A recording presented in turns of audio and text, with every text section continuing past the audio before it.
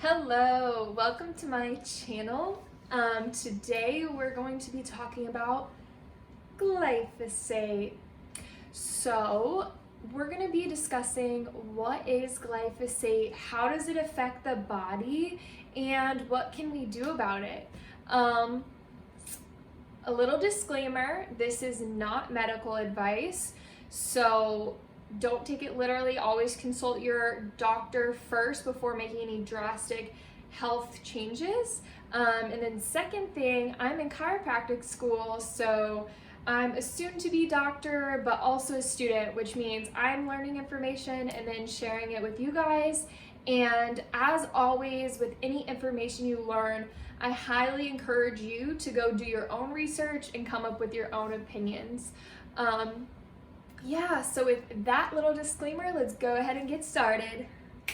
Okay, so first I want to share real quick why I'm sharing this info in the first place and how it's kind of changed my life to understand and learn about glyphosate.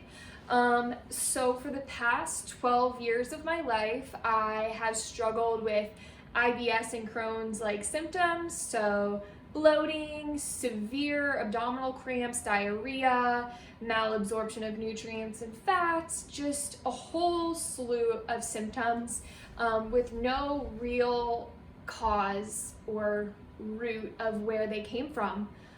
So learning about glyphosate really put a lot of the puzzle pieces together and has helped me figure out, like, I'm not crazy, like this isn't just a weird illness, like there's a reason why this has happened, and it's honestly insane that it's been allowed to get to the point that it is.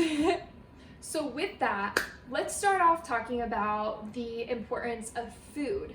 So I'm sure you all know that food and what you eat is so important in your body and gut health. You are what you eat, and Hippocrates said a quote, "Let food be thy medicine." So for the longest time, I was like, I don't need to take supplements. I don't need to do any of that. Like, if you think about it, 1,000 years ago, we should have been able to just survive off of food, and that's how healthy we were, right? So why has that changed? So one of the very first things that glyphosate has done is depleted the nutrients in the soil and in our food. So how does it do this, you might ask?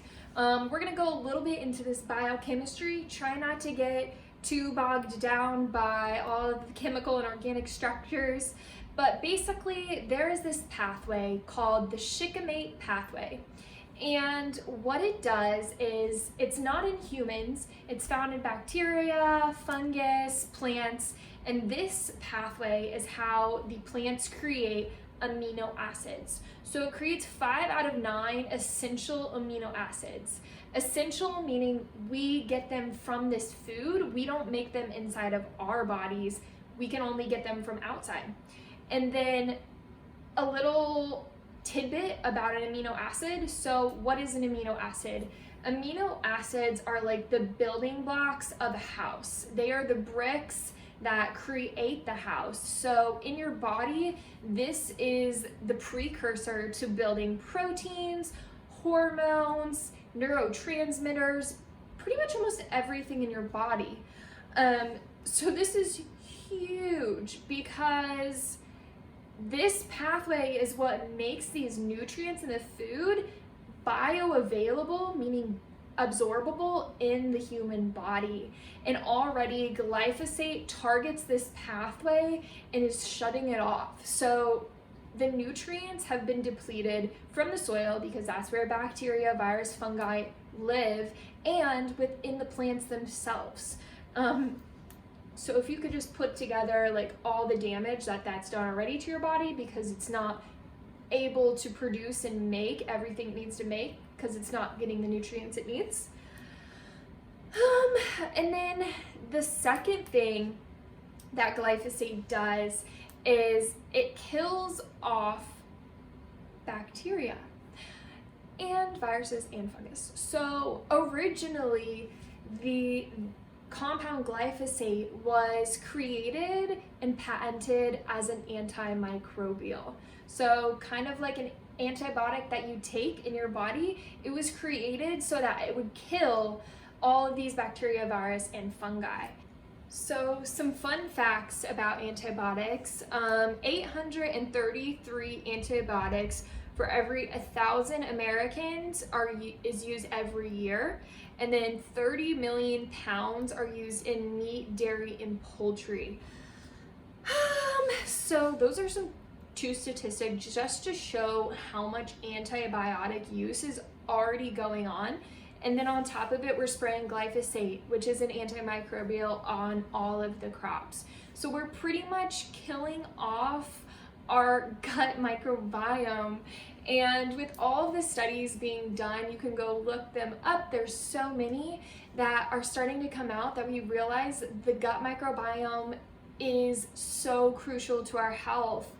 Another really interesting statistic is 500 million neurons are produced in the gut. That's 5 times as many that are in the spinal cord.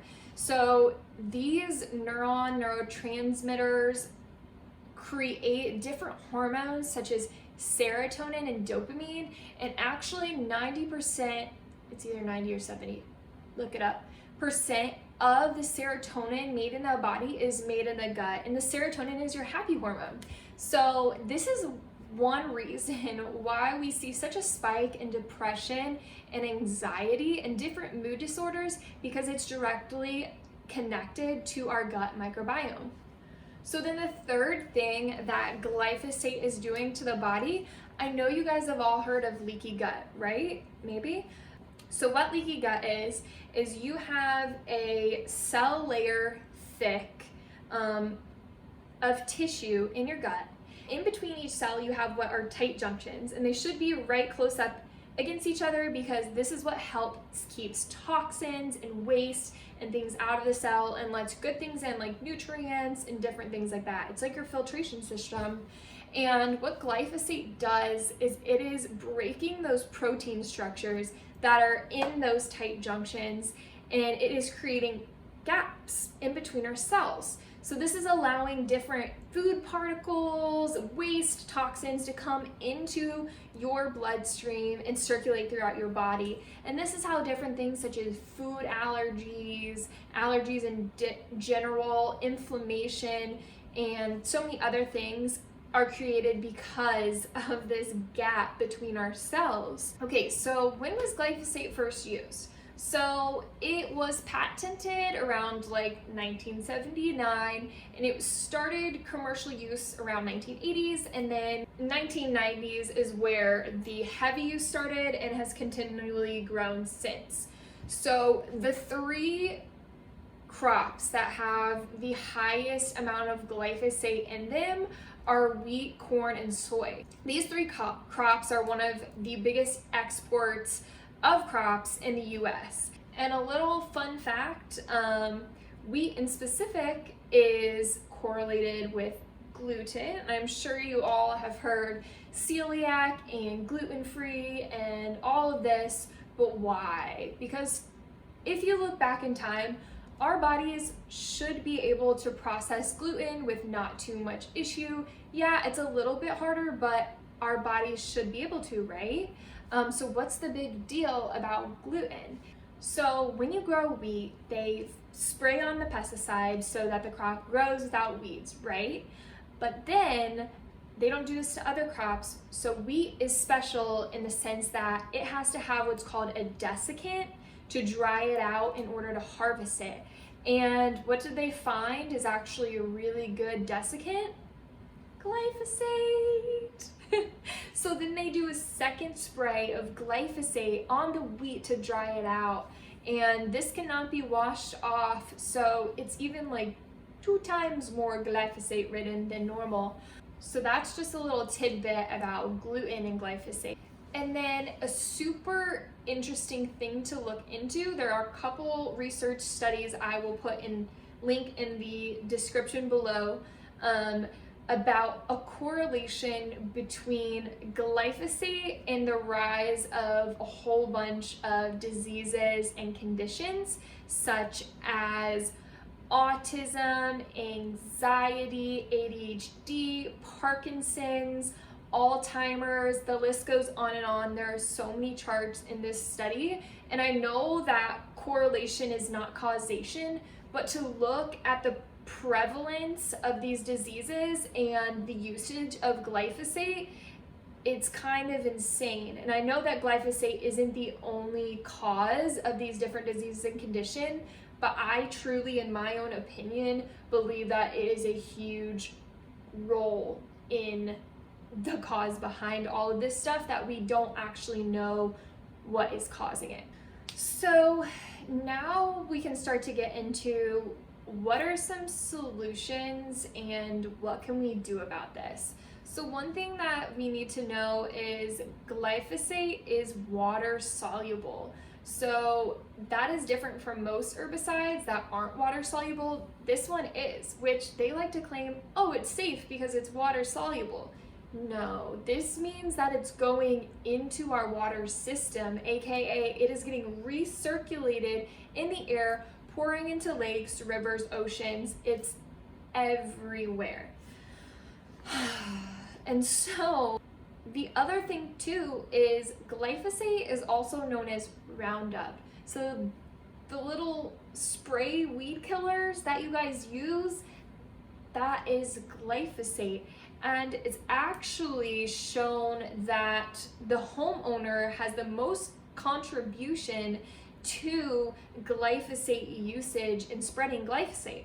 So why is that? Because farmers, they are careful with their crops and they have a strict amount of glyphosate that they use, as opposed to a homeowner that just kind of goes crazy with it and uses the whole gallon on their cracks and lawn just to kill a dandelion, which actually is a superfood and really great for you, as opposed to a farmer who might use that 1 gallon to spray his entire crops. So we as a homeowner are actually spreading glyphosate more. So what's like one thing we can do? We can start to not use Roundup, and then B, the second option is to buy organic. Now you might be asking, like, if you just said it recirculates in the water, it's in the air, then why would I buy organic? Because that means there's still trace amounts of glyphosate, right?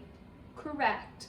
But the huge thing about buying organic is there's a statistic that if the market of consumers that bought organic was to go to 16%, and I want to say it's like 10% now, don't quote me on that, but if it was to hit 16%, it hits a tipping point to where Monsanto and all of the chemical companies are not able to financially be stable and secure anymore. So this would cause a huge crumbling, and is why it's so important to buy organic. And I know it can be expensive, but if you go on the EWG website, and I'll link it below, they have what's called the Dirty Dozen versus the Clean 15. So the Dirty Dozen are 12 different foods that you should always buy organic because they have the highest amount of pesticides. And then the Clean 15 are ones that you can sort of say, okay, it's not in the budget right now, I'm not gonna buy them. But that's why it's so important to buy organic. And then the third thing, which I just recently started using, and I actually became an affiliate with them. So yes, this is a strict disclaimer that if you guys buy this through my link, I get a little percentage of commission, but I'm telling you, it's not that much. It's not gonna pay off my student loans. And the reason why I became an affiliate with them is because this product has changed my life, and I truly believe that every single person needs it. So what does it do? It's called Ion Biome Gut Health. And this is one of the only things I've found out there. I don't think there's anything else on the market like it. It protects you from glyphosate and allows your gut remember how we were talking about those tight junctions? So it allows the communication between those cells to become enhanced through what's known as a redox reaction. I'm gonna do a full video on it, so you can go research it, but I will get into the depth of it on another video. But it helps those cells communicate so that they can regrow and reform those tight junctions. And I'm telling you guys, like, I had such bad bloating, cramps, all of that, my IBS symptoms, and this gut ion has helped me more. Ion gut biome, sorry, I always say it backwards. It's helped me more than anything I've ever tried. And if you go to the link below in my description and buy it through that link, it'll say on there the Ion Gut Biome. Get that, you take a pump of it 3 times a day. It really does work miracles. It tastes like water. It's your best protection against something that right now we are not able to get rid of. But on the bright side, there is some hope. So there's a statistic that if we stop spraying glyphosate now, everywhere, that the bacteria and fungi that are able to digest it would be able to get rid of it within 50 years. That's a pretty long time, but it's not impossible. So I know it sounds crazy. So guys, I really would love for you to just take some time to digest all of this info that I have shared with you today. Go do research. I'm gonna link a ton of different podcasts, documentaries, videos. There was a great video put out by ABC News about what's called the Monsanto Papers and how they've really tried to hide glyphosate and all the lawsuits they've gotten into about non-Hodgkin's lymphoma with farmers that have used glyphosate. There is so much information out there, and there's only going to be more to come out. We are just starting to get into the nitty-gritty and research of what this has really done to our bodies. I really encourage you to join this fight to really get rid of this toxic chemical. Different countries have already banned it, they're gone with it, and it's time for the US to get on board and to stop letting these big money-making machines control our health and well-being, because it is not okay, and it honestly makes me furious that this is allowed to happen. Okay, but I'm gonna maintain my cool, calm calamity. So I love you guys. Thank you all for listening to this video. If you have any questions, do not hesitate to reach out to me. Again, I'm going to put all the links in my description below. Go check out my Instagram. That is where I'm going to be posting fun facts and just different things on health, glyphosate, gut health, all of the above. So much more to come, and I can't wait to share it all with you guys. Stay happy, healthy, and well, my friends. Kisses from me to you. Goodbye. See you later. Also, me again, I wanted to say big shout out to Dr. Zach Bush. He is an endocrinologist. He was developing chemotherapy for a while, a whole slew of different things. Just this absolute genius who created and founded Ion Biome, and he is leading the fight and destruction, that's an intense word, of glyphosate, and really helping to reshape this world and what our food and agricultural system looks like. So go give him a follow on Instagram. Go check out all of the podcasts he's been on. He is really incredible, and a wealth of knowledge and information. So just wanted to give credit to where credit is due. Bye guys.